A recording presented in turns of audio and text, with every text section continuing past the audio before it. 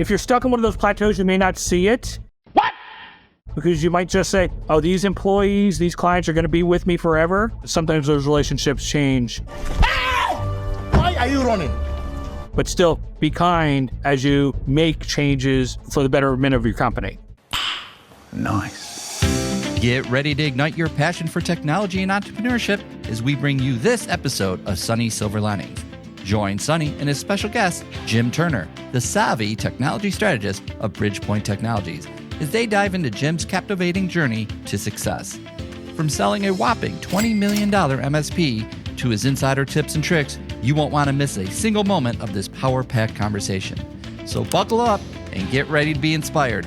Here's your host, the dynamic founder and CEO of IT by Design, Mr. Sunny Kaila. Over to you, Sunny. Hi, Jim. Welcome to the show. Good morning. Thank you very much. Good morning. Good morning. So, thank you so much for taking the time to join me today, Jim. And we truly appreciate you.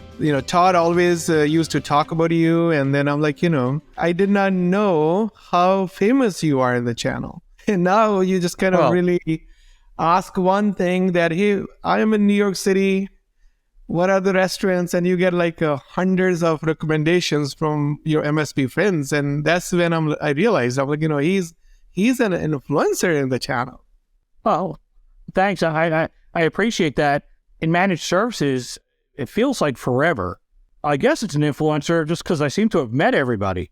There's so many great people to do business with in the channel.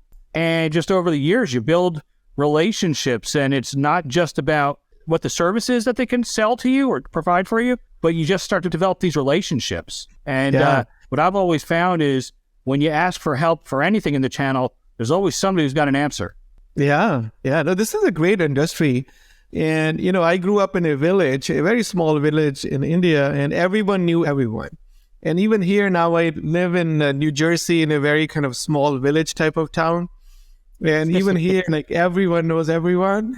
And MSP channel is just like that, right? So there are a few peer groups, people where they're active in the MSP community, they kind of know each other. So that leads to my next question, your entrepreneurial journey. I'm super excited about kind of learning from you about your journey, Jim. So can we get into that first? So share with us, how did you get into the MSP channel? And I know you scaled your MSP and then had the exit. So talk to us about your entrepreneurial journey. Right. So what's funny is, you mentioned that you're in your village in New Jersey, because New Jersey is where my entrepreneurial journey began. Really? I'm a Jersey guy as well. I would say, close to 30 years ago, I knew that I wanted to run an IT support company really before I even knew how to use a computer. I just knew that this was the future. This is going to be a good career path for me.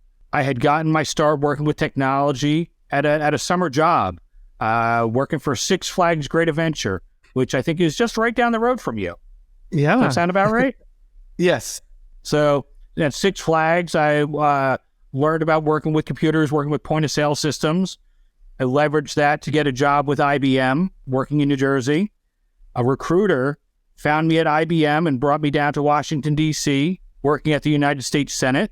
From there, went to the Patent and Trademark Office.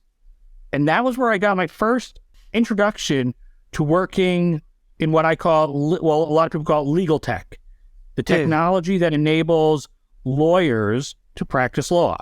I went and worked for a legal-focused IT consulting firm after the Patent and Trademark Office. Then I have to admit that what really turned me into an entrepreneur is that I was a really bad employee. And I realized that in order to succeed, I needed to have my own company. And I think that there's probably a similar story there with many of your subscribers, many of the people in the MSP channel, that they probably worked for some other IT company, and somewhere along the way, for whatever reason, they decided that they could do things better on their own, they could make more money on their own, whatever it was. They weren't fully invested in working for someone else and they decide to hang out their own shingle. And that's what I did. Incidental entrepreneurs, Jim. I call them incidental entrepreneurs. There you go. So that's what I decided to do. It was years later, and this software called Kaseya, which would allow me to do 10 times more work, support 10 times as many clients. And I said, that's the dumbest thing I've ever heard. I'm not doing that. I'll go broke.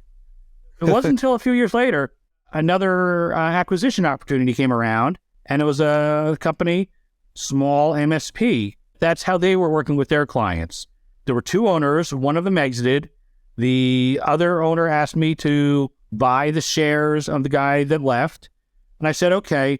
And that's where I learned about how to have a flat rate service agreement and really what managed services for small businesses look like. It was at that point that I engaged with the MSP channel. And I started to look at what training is there? How can I do this better? What can I do to make things better for my clients and at the same time increase my revenue? One thing that I did, well, I guess it's two things. One, to only take on managed services clients, no more project work if it wasn't an MSP client, no more time and materials work. I found somebody who had a lot of experience in managed services, really established in the MSP channel, knew how to really run the back of the house for me. And that was where we saw our hockey stick of growth.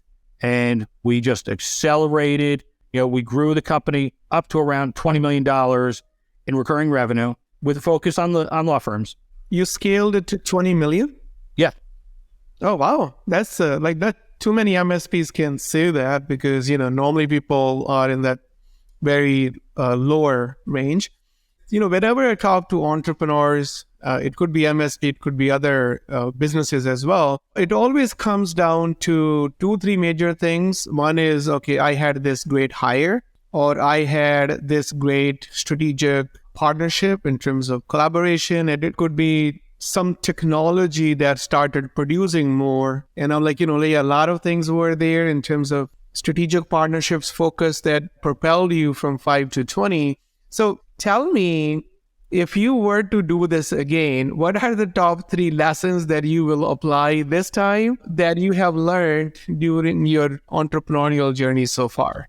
Sure. So I like people.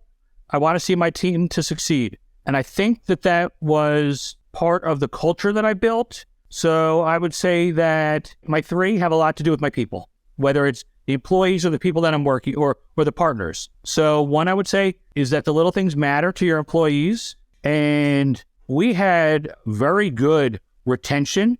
And this is something that I've seen because it gets more difficult when you grow into a larger MSP. Having those personal relationships which help to retain your employees and also getting more performance out of them. One of the things that I always paid attention to was what was going on in their lives. Were they happy? Were they having those kids? I never hear anybody else talk about that, but that was one of the things that I always looked at. The people that used to work with me, I still keep in touch with them. And I think that the fact that I was able to have the kind of relationship where I knew what was going on in their lives and it felt more personal, I felt that really helped our growth as a company. That's a very interesting way to look at it. I have never thought about it this way because, what I heard you say is that if your employees are making decisions because they feel safe, they feel that, okay, there's some kind of job security to finance, like income security and everything. That's when they make some really good high impact life decisions like buying a house, having a baby, getting married. There are more responsibilities that come with that. Right. And somebody who's applying for a mortgage isn't going to quit. Somebody who's just had a kid probably isn't going to quit. So that was always great when we saw that going on. That was one of the ways that I measured our performance, and it was how happy people were. One way to measure their commitment level. So what else? Never accidentally break a business relationship. Yeah.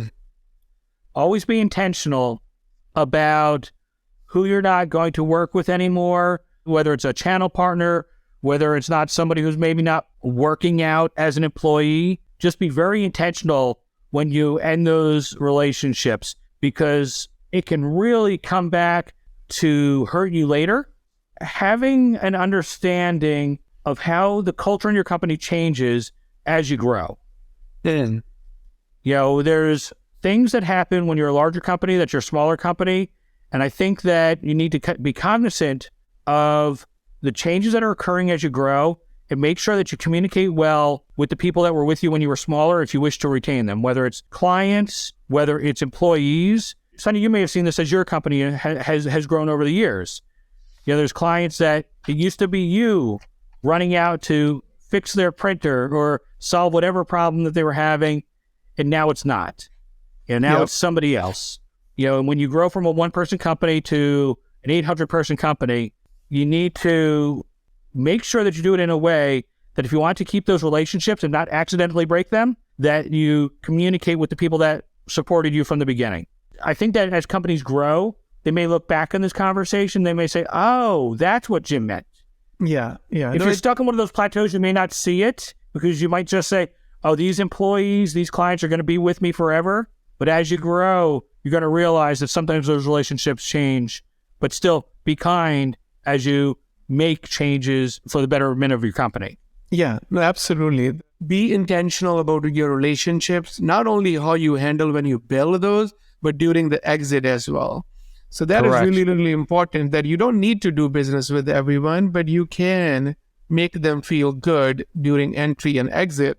So I want to pick your thinking on in a SMB, MSP, like a privately owned MSP, the way you had earlier, versus when PE money comes in and that MSP gets a lot bigger and the target customer gets a lot bigger. It's a totally different game.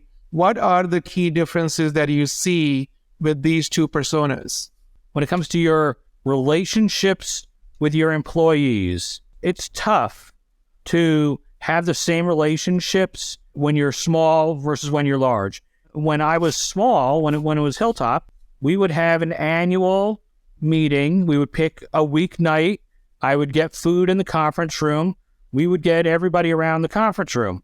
We grew. Couldn't fit everybody in the conference room. So then we had to figure out how to manage that without getting an entirely new office, because you just couldn't fit that many people in a room. Well, now imagine the difference when you're an 800-person MSP. With people, when you're a small company, you find out a lot more about their lives. You find out what they like, what they don't. And as the CEO, you just get to really know people better when you're small, because I'm a people person and I like to have those conversations. That was one of the things that I saw, and I think it's a good takeaway that I want people to have. Mm-hmm. No, that's a great one, that things do change. It's just the nature of the business changes. Like when I was growing up and I used to take money from my parents, I had to roll differently than when I started earning my own money and I started using my own money, right? Yeah. Like that matters. I'm a very people person. I just love spending time with my team, and that's where majority of my time goes. And that's why I travel to India, Philippines, here, quarterly basis. We bring in people. Like I do my best. When I was a small MSP, I could get up from my desk, walk over to the help desk pit, just listen in on the conversations and see what's going on there. Yeah. But really, I wanted to say hello to people. I wanted to listen in, see if there were any problems that I could help solve. When you're a 100-person company, sure, that's possible. But at 800-person company, how are you possibly going to do that? At 600, you just can't do it. Absolutely. Every single month we do a state of the company, Jim, like a virtual state of the company. Just being intentional about staying connected, that how connected we can be with this size. And you just got to be able to adapt to those changes. And that's what makes it like a little bit healthier. But then if it's not for you, then it's okay. Like we all have our freedoms and choices. But that's a great point in terms of recognizing and then taking that ownership mentality rather than being a victim. Some of the former people from my team, they liked the smaller size, and that's fine.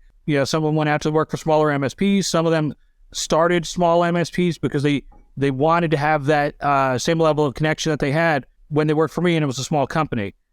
And again, it's okay. I try to maintain a good relationship with them. Some of these guys, I'm one of their biggest fans, and I wish them all the success in the world as they've gone out and started their own companies. Yeah. If I did it, they can do it. Yeah. I mean, it's all good. It's just, like understanding the variance and then seeing, okay, am I aligned or do I need to create that alignment somewhere else? It's all about, right? It's really the journey with alignment is what gives you the peace, that calibration and everything else. So Yeah. Jim, thank you so much for coming to my show. I truly appreciate you, my friend. And I would look forward to seeing you here sometimes. We are in the same part of the country. Yeah. And also, I look forward to seeing you soon. All right. Thank you so much for having me on. I really appreciate it. Thanks, Jim. Thank you for watching Sunny's Silver Linings. Don't forget to like, share, and subscribe. See you next time.